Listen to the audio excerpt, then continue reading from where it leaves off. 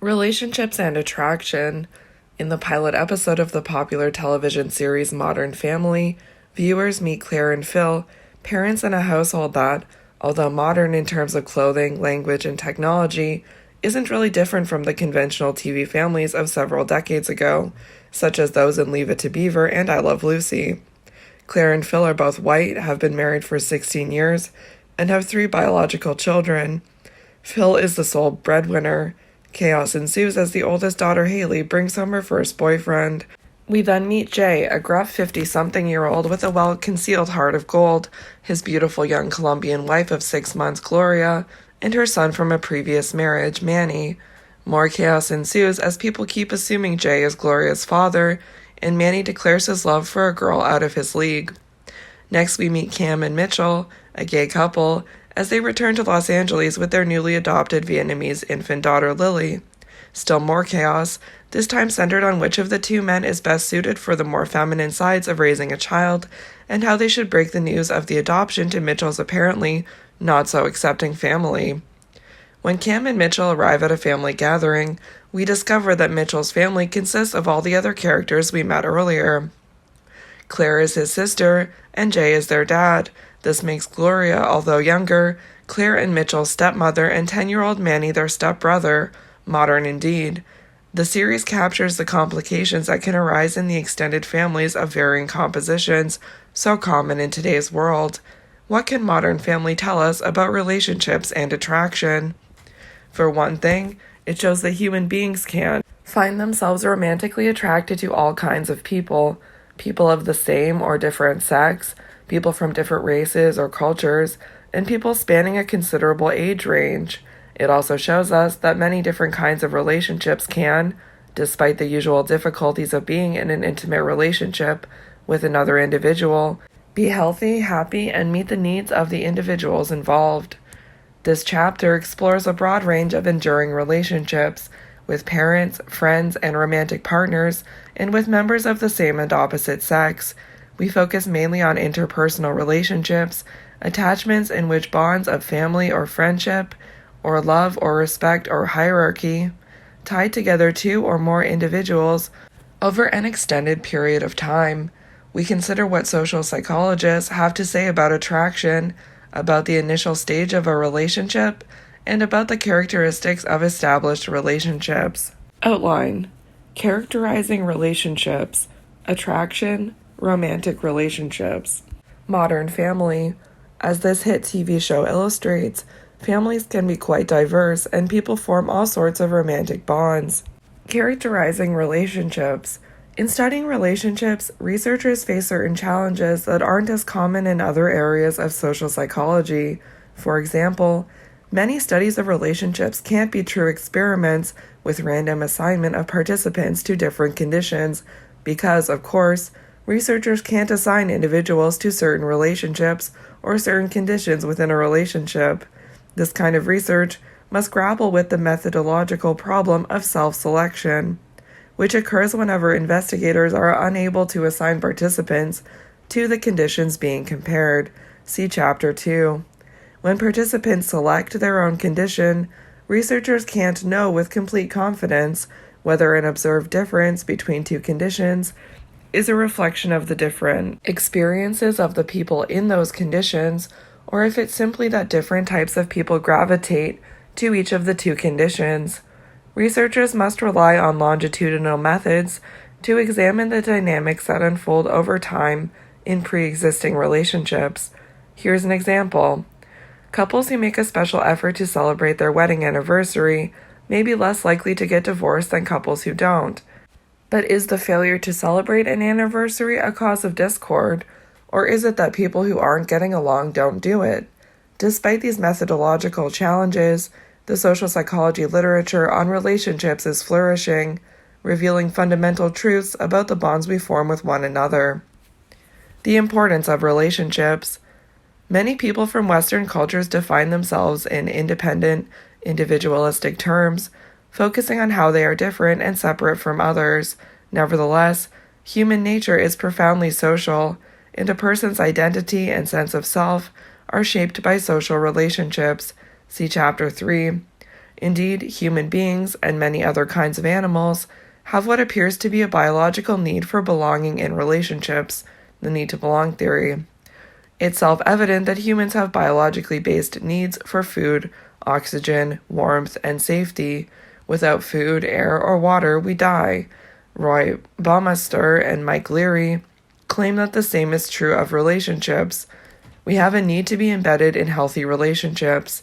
These researchers offer a number of arguments to support their claim that we all have a biological need, not just a desire, to belong.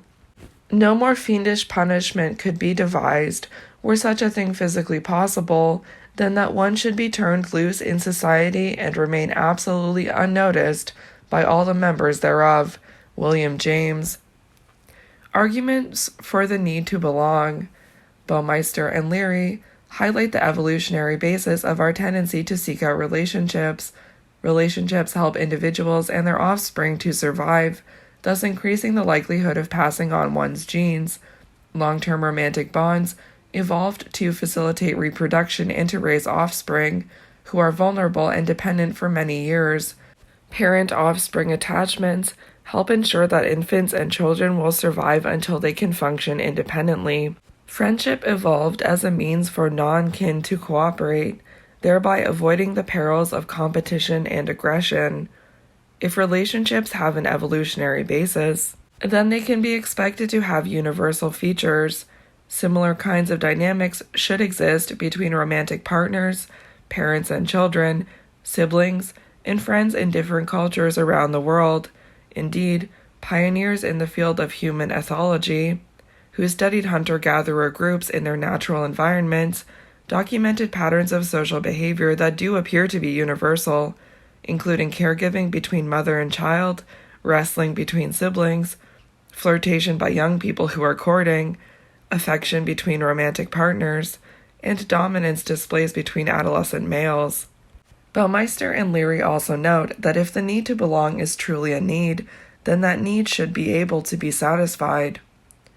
When we are thirsty or hungry, we drink or eat, but only to a point, just until we have satisfied the need. The same appears to be true of our social lives. Consider friendship. In Western European cultures, college students tend to restrict their meaningful interactions to, on average, about 6 friends. It seems that we satisfy our need for friendship with a limited number of close friends, and once that need is satisfied, we don't continue to seek other relationships. The best thing to hold on to in life is each other. Audrey Hepburn. Evidence for the need to belong.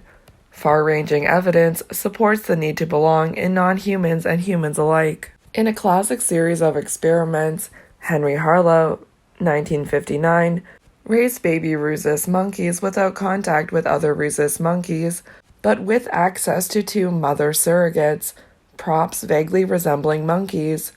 One prop was covered in cloth, where the monkeys could go for comfort when feeling threatened. The other was made out of wire that could provide milk when the monkeys were hungry. The monkeys preferred the mother who could provide comfort to the one that could provide food. Still, those raised with these mothers, but otherwise in isolation, were in no way normal when they reached adolescence. As adolescents, they were highly fearful, couldn't interact normally with their peers, and engaged in inappropriate sexual behaviors, for example, attacking potential mates or failing to display typical sexual positions during copulation. There's ample evidence for the need to belong in humans as well. Data suggests that mortality rates are higher for divorced, unmarried, and widowed individuals. Suicide rates are also higher for single and divorced individuals, as are crime rates. A recent synthesis of nearly 150 studies found that the increase in odds of survival associated with having strong social relationships is comparable, if not larger, to the increase in the odds of survival associated with various factors already directly linked to survival, such as stopping smoking and being lean rather than obese. According to the so-called marriage benefit, married people fare better than unmarried ones on various indicators of well-being. This appears to extend to gay and lesbian relationships, as seen in a survey in which partnered gay men and lesbians scored higher on well-being than their non-partnered counterparts. Having support from others also contributes to good health, strengthening the cardiovascular, immune, and endocrine systems. Figure 10.1. Social isolation leads to social impairments. The rhesus monkeys in Harlow's classic experiments, provided with mother surrogates in the form of props resembling monkeys, but otherwise reared in isolation, showed significant social deficiencies in adolescents. Studies like these aren't immune from methodological and other critiques, and some research highlights the benefits of being single, not in a romantic relationship. But overall, the evidence is overwhelming that social relationships of varying kinds can, and frequently do, confer psychological and physical benefits. The universality of relationships. A.B. Siblings in different cultures all play, support, and fight with each other, although the specific kinds of play, support, and conflict may vary according to the culture. C. Parents in different cultures show similar kinds of attachment behaviors, including patterns of touch and eye contact. Different ways of relating to others.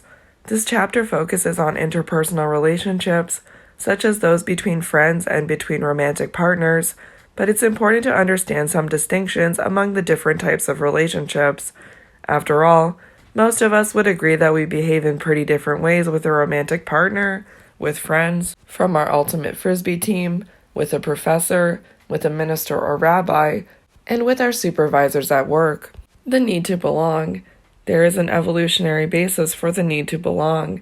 Not only do elephant parents feed and protect young elephants, but they teach them appropriate social behavior that enables them to live in groups. If the young elephants grow up without adults, they are likely to become antisocial and aggressive and have difficulty living in groups.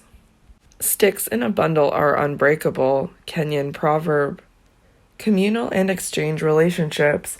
As economic growth has advanced in the past few decades, millions of young people have left their towns and villages and moved to large cities. For many young people, a quiet village life of friends and family has been replaced by one of interacting mostly with strangers and bosses with whom they have little personal connection. How best to think about these changes in psychological terms?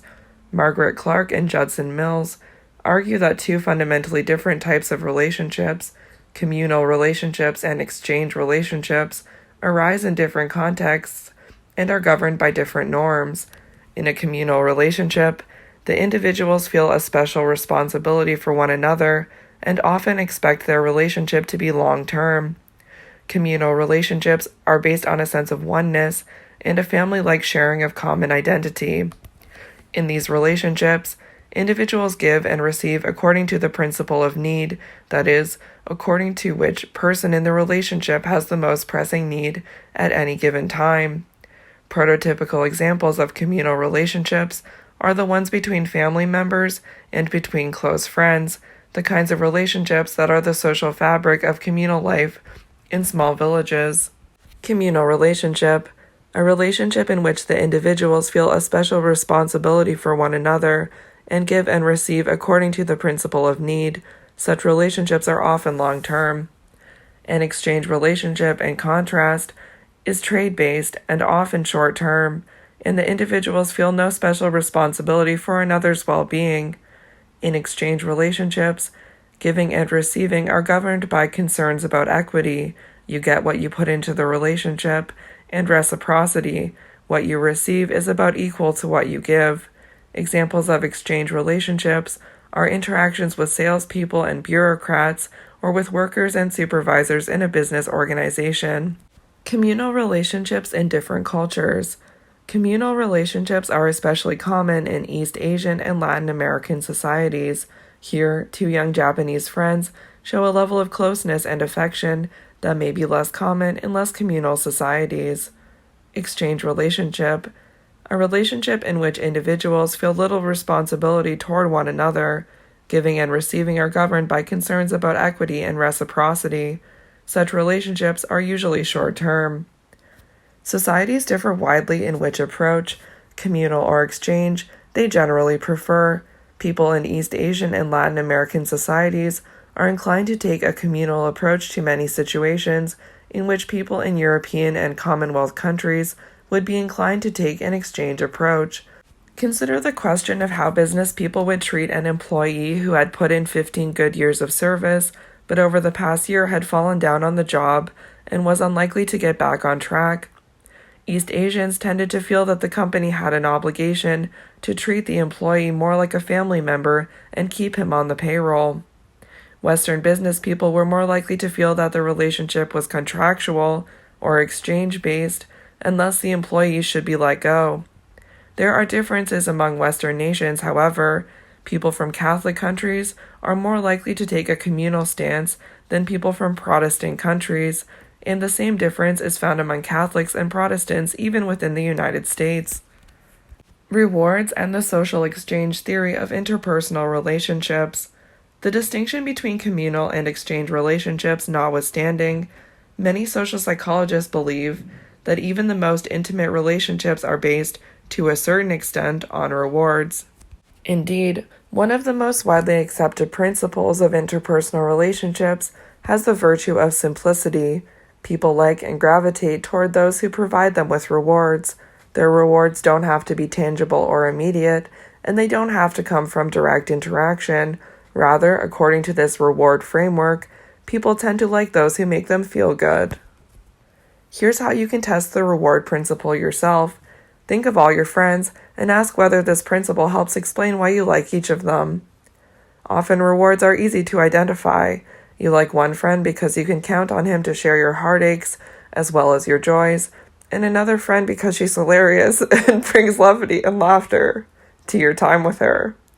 To take a specific example, research on friendships between heterosexual women and gay men reveals the rewards such relations offer.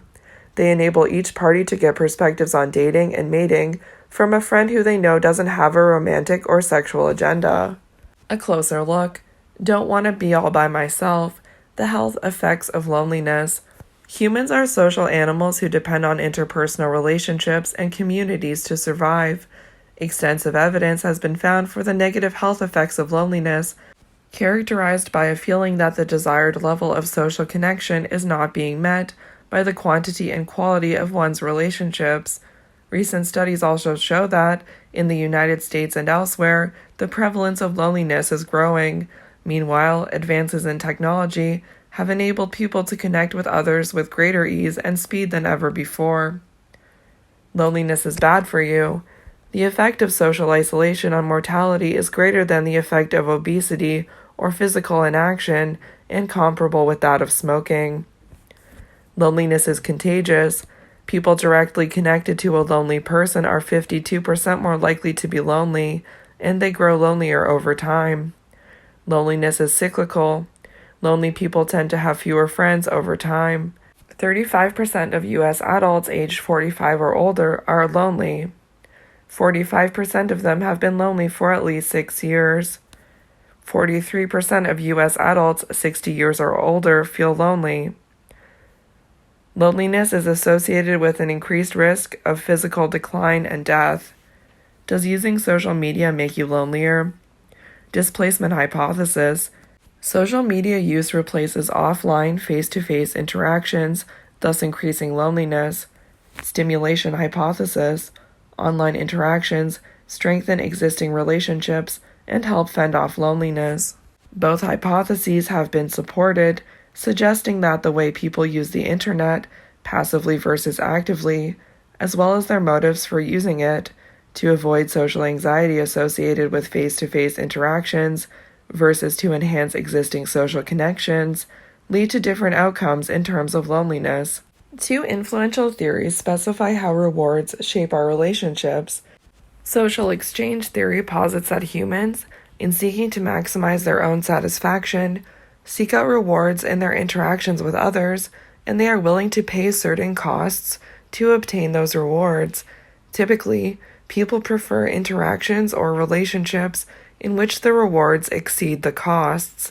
On the flip side, if rewarding interactions aren't available and an individual has access only to relationships in which the costs exceed the rewards, the person is likely to seek out those interactions in which the costs exceed the rewards by the smallest amount. How do we evaluate the rewards and costs of different relationships? Social exchange theory details how people rely on certain standards to do so. One such standard is known as the comparison level, the expectations people have about what they expect to get out of a relationship. People who have a high comparison level expect a lot from their relationships. Another standard is the comparison level for alternatives, which reflects the outcomes people think they can get out of alternative relationships. If you have plenty of attractive suitors knocking at your door, you're likely to have a pretty high comparison level for alternatives. Both of these standards vary from one person to another and help explain why, for example, a person chooses to stay in an abusive relationship that most people would have ended long ago. This person has a very low comparison level, or why an individual never seems to be able to stay in a relationship for more than a few months. This person may have a high comparison level for alternatives. Love is often nothing but a favorable exchange between two people who get the most of what they can expect, considering their value on the market. Eric Fromm. A proposal of marriage in our society tends to be a way in which a man sums up his social attributes and suggests to a woman that hers are not so much better as to preclude a merger or a partnership in these matters. Irving Goffman. We always do believe in praise of ourselves. Even when we know it is not disinterested, we think it is deserved. David Lodge, author of Thinks.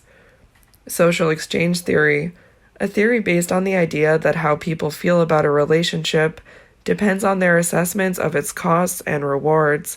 Comparison level, expectations people have about what they think they deserve or expect to get out of a relationship. Comparison level for alternatives, expectations people have about what they can get out of available alternative relationships. Though social exchange theory says that we generally seek out relationships in which the rewards exceed the costs, we don't want the rewards to outweigh the costs by too much. A second theory, equity theory, helps us understand how the combination of too many rewards and too few costs in a relationship can be unattractive. It simply feels unfair. This theory maintains that people are motivated to pursue fairness or equity in their relationships, such that the ratio of rewards to costs is similar for both partners. In other words, both partners ought to receive roughly what they put into a relationship.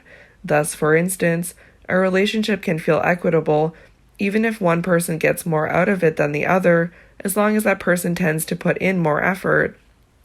We accept the love we think we deserve. Stephen Chbosky, The Perks of Being a Wallflower. Equity theory, the idea that people are motivated to pursue fairness or equity in their relationships. A relationship is considered equitable when the benefits are proportionate to the effort both people put into it. It should be noted that some aspects of social exchange theory apply mostly to people who live in individualistic, egalitarian cultures where independence, individuality, and equality are valued. In collectivist cultures, where the group rather than the individual is valued, there are good reasons to suspect that equity isn't so commonly the goal, and that hierarchy and imbalance are more acceptable, sometimes actually more desirable. Attachment styles. Attachment theory was first advanced by John Bowlby, an early advocate of an evolutionary approach to human behavior. The central thesis of Bowlby's theory is that our early attachments with our parents and other caregivers shape our relationships for the rest of our lives. Bowlby noted that, unlike many mammals, human infants are born with few survival skills.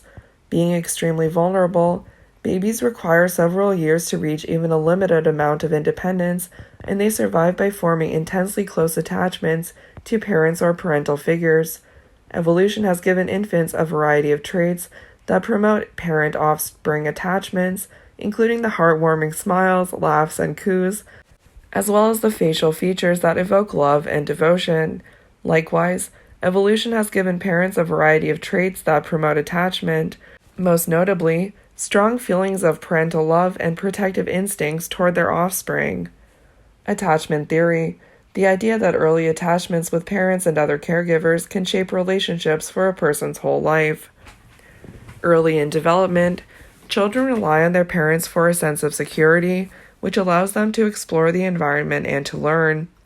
A child's confidence in the secure base the parents provide stems in part from the parent's availability and responsiveness to the child's ever-shifting emotions. Over time, children develop internal working models of themselves and of how relationships function based on their parents' availability and responsiveness to them. Internal working models of the self reflect individuals' beliefs about their lovability and competence. Internal working models of how relationships work reflect individuals' beliefs about other people's availability, warmth, and ability to provide security. These working models, Bowlby claimed, originate early in life and shape our relationships from cradle to grave, giving rise to distinct styles of attachment. Ezra, I'm not inviting you to my birthday party because our relationship is no longer satisfying to my needs. Inspired by Bowlby's ideas, Mary Ainsworth classified the attachment patterns of infants according to how they responded to separations and reunions with their caregivers, both in the laboratory and in the home, using an experimental procedure that came to be known as the strange situation.